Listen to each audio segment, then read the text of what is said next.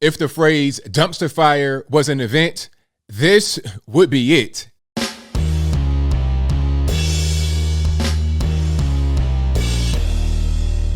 How's everybody doing? My name is Anthony Brian Logan, and today we got to talk about the Joe Biden Townhall hosted by Don Lemon over on CNN. Now, I, for the life of me, don't understand why they keep trotting this man out there. He is clearly in a state of cognitive decline. And the question is whether or not we should be in a position where you are. Why can't the experts say we know that this virus is in fact it's going to be? Now, I'm no doctor. I can't diagnose this man officially, but I mean, come on. We all have a pair of eyes. We all have a pair of ears. We can see what's going on here, and clearly something is not right with this man. But I digress. There was a town hall amidst all the chaos and him trying to answer questions, stumbling and bumbling and whatnot. There were a few quote unquote questions from the audience, probably already pre-screened. But anyway, there were a few questions, and Joe Biden's answers were troubling to say the least. Now, before I go any further, let's roll the clip. In this clip, you're going to see some of these questions here. Not all the questions. If you want to see the full thing, I'll link to it in the box. But after we get done watching that, I'll come back. I'll talk about what was said there. Then I'll give you the rest of my 2 cents, my deep detail analysis, and then I'll wrap it on up with a nice bow on top. So without further ado, let's go ahead and roll it. The idea you need a weapon that can have the ability to fire 20, 30, 40, 50, 120 shots from that weapon, whether it's a 9mm pistol or whether it's a rifle, is ridiculous. I'm continuing to push to eliminate the sale of those things. Pumping all of this money into the economy, couldn't that add to? No, look, here's the deal. Moody's today, when a Wall Street firm, not some liberal think tank, said if we pass the other two things I'm trying to get done, we will in fact reduce inflation, because we're going to be providing good opportunities and jobs for people who in fact are going to be reinvesting that money back in all the things we're talking about, driving down prices, not raising prices. And so it is, I sincerely mean this. Prices are up now. And they're up in, for example, you're in a position where you're trying to build a house, try to find 2x4s and lumber. Well, guess what? People stopped working cutting lumber. They stopped doing it because the unemployment was so down. Now, all of a sudden, there's this need because people are coming back. And guess what? Instead of paying 10 cents, you're paying 20. You understand what I'm saying? Yeah. It relates to what, in fact, is now needed because we're growing. All kidding aside, I think it really is a matter of people deciding now that they have opportunities to do other things, and there is a shortage of employees. People are looking to make more money and to bargain. And so I think your business and the tourist business is really going to be in a bind for a little while. One of the things, we're ending all those things that are the things keeping people back from going back to work, et cetera. It'll be interesting to see what happens. But my gut tells me that part of it relates to, you can make a good salary as a waiter or waitress. One of my sister-in-laws of 5 sisters, makes a very good salary. She works in Atlantic City. That's where she's from. But there's a lot of people who are looking to change their occupation. The various shots that people are getting now cover that. You're okay. You're not going to get COVID if you have these vaccinations. Yeah. All right, you saw that, you heard that. Now, there's quite a bit to discuss here, quite a few things. First things first, I was told that if I put out quote unquote medical misinformation, then I could be banned from social media. I could get some type of retaliation against me. They might want to demonetize me. They want to do something to me for putting out misinformation. Now, when Joe Biden says, if you get the vaccine, you won't get the virus, that is false. It's 1000% false. Now, somebody might want to come and say, oh, ABO, he didn't really mean that. He'll say he meant to say this, he meant to say that. It doesn't matter what he meant to say or what someone thinks he meant to say. That's totally irrelevant. He said, if you get the vaccine, you won't catch the virus. That's false. We saw it. It's demonstrably. We saw it with the Democrats. They fled Texas because they didn't want to vote in the whole voting rights thing.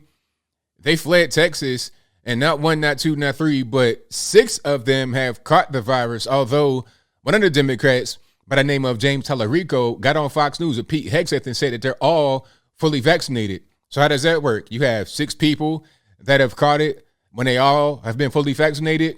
Over in UK, there was a story that said 60%, now 40%, like it's any better, but at least 40, as much as 60% of those that are in the hospital right now with the virus are fully vaccinated. 2 quote unquote jabs, as the cool kids say. So what he said there is false. All that they say is that if you get the vaccine, it reduces your symptoms. That's all that they say. They say you probably won't go to the hospital. Well, maybe you might not go, unlike in UK, but it gives you a better chance to fight it off. That's all they say. So that was medical misinformation. That's false. Number 1. Number 2, they're talking about the whole thing about guns. You get into talking about quote unquote assault weapons and 30, 40, 50, 120 round drums. You go from talking about, I guess, rifles to pistols to 9mm. So what you're gonna ban the most used gun in America, your handgun. You're gonna ban that. You see, I knew, but you know what? Some are gonna again say, oh, he didn't really mean to say that. He was talking about rifles. He said 9mm handguns. I'm pretty sure that's what I heard. I know 9mm is what I heard. When I think 9mm, I'm thinking about a handgun. So he didn't misspeak. He said it pretty clearly. And I thought this is where this whole gun thing would go. First, they would say any kind of military weapon, high-powered weapon, high magazine or whatever, scary AR-15. That's what it was at first, to get some normies on board, because AR-15, it looks real scary, looks real tactical, so they're going to ban that. Like, okay, cool, ban it. But then when they realize a majority of the murders happen with regular handguns, then they're going to try to ban that as well. He may have slipped right there and let the proverbial cat out of the bag. They probably want to throw that upon us a little bit later into the defunding the police crisis, when you have murders and gun violence jump up due to the lack of law enforcement out there in the streets, due to the regular citizens not being able to defend themselves. Meanwhile, the criminals are able to be armed to the teeth with zero resistance. You see how that goes? And then there was a whole thing about inflation. This was a terrible answer. I've heard babies talk clearer than this. The problem with inflation is pretty simple, at least right now under the Biden economy. What the federales are doing is giving out this extra unemployment insurance to this day. Shout out to Deontay Wilder. To this day, they're still doing extra unemployment benefits. So what happens is people have more money than they can actually spend. The whole thing with the lumber he mentioned, as far as trying to build a house or whatever, well, that goes right back to what you're doing. There's not a supply shortage of wood. I mean, we live in, okay, it's a renewable resource. Talking about trees, it's a renewable resource. You can grow trees literally for free. The problem is not a lack of supply. It's a lack of people that are able to deliver the supply. It's wood just sitting in these lumber yards without the ability to go to point A to point B, because there's no employees.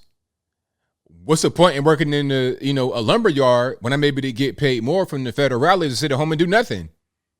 That is a big part of the inflation. You put all this money out there, money printing, you're devaluing money, you're incentivizing a lack of production. You're going to have a higher demand, no production, a bunch of money that's flowing out there. You're going to have inflation naturally. That's just what it is. All right. So his answer there was just kind of mumbled and jumbled. Didn't make any sense. I think even the CNN guys really kind of criticized him for that, and rightfully so. But I'll move right along. One of the biggest things he said here was about restaurants. Now, I have restaurant experience. I worked there for 5 years in the restaurant back in high school and college, so I know what it is. I know what it's like to be working minimum wage, less than minimum wage. I know what the wait staff makes. I was not wait staff. I was back at the house guy washing dishes, but I would talk to the waitresses and the waiters and understood what was going on. Now, he was trying to attack the man, talking about, look, if you're not paying $15 an hour at least, why would they want to work there? First of all, when you're talking about a restaurant, the hourly wage is irrelevant. I know waitresses that would say they would take their checks and put them under their bed, not even cash them, because the tip money is where the money is at. Even at some of these little low spots, you can get $100 a night, $200 a night, $300 a night. You could do that 5 days a week. I mean, you do the math, you're doing pretty well. You can be getting $3, $4, $5 a month on the low end, sometimes even more than that. And try being like a bartender or something like that. You're getting some pretty good money doing that, depending upon where you are and what's going on. You can make a pretty good living. Your hourly wages are relevant. If you pay employees $15 an hour, what happens is you must raise your prices of your food, of your drinks, and everything else. What you may end up with are fewer patrons and or fewer wait staff, which is going to result in lower tip amounts because you won't have very good service due to having fewer people on the floor. The people that say things like this don't understand this industry. They don't get it. They don't understand the way business works. You know, a lot of people talking about 5 for 15, all this and that and 30. They don't understand the way business works. And the reality is, even if you say, okay, 15 an hour, 20 an hour, that's still not enough, because with the state unemployment benefits combined with the federal aid, you're talking about the equivalent of like 25 an hour or more. So you can't compete with the federal government, with the Federal Reserve Bank, with money printing and free money. If I get paid 25 an hour to do nothing and just sit at home, it's got to be a decision. It's like, okay, do I sit at home and get paid more than my job making 20 an hour plus tips, depending upon the situation? I mean, it's a decision you got to make. But I tell you what, though, I was listening to the news recently, and they said, I think it might have been 22 states that eliminated that extra federal aid, unemployment insurance. The new jobless claims dropped by 33%. It was something like that.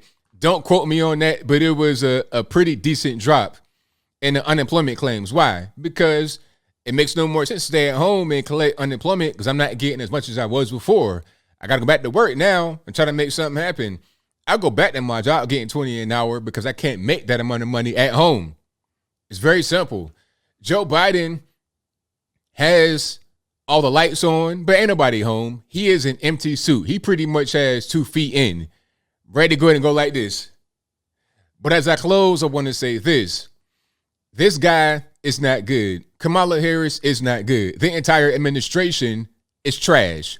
We can all see that clearly. But I think I'll leave that right there for now. And what say you? How do you feel about Joe Biden's answers to some of those hot button issues?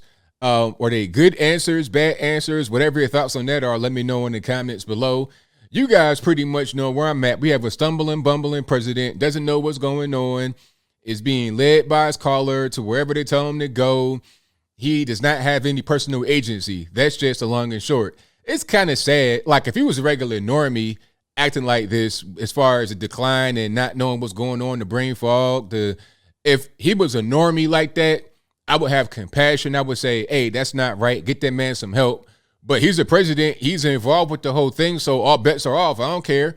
It's like if you're a boxer and you pretty much a few steps short, it's like, look, don't get in the ring. Don't box. You got the gloves on. It is what it is. But whatever your thoughts are, please let me know in the comments below. And that's all I got to say for this video. If you like what you heard, please comment, rate, share, and subscribe. Peace.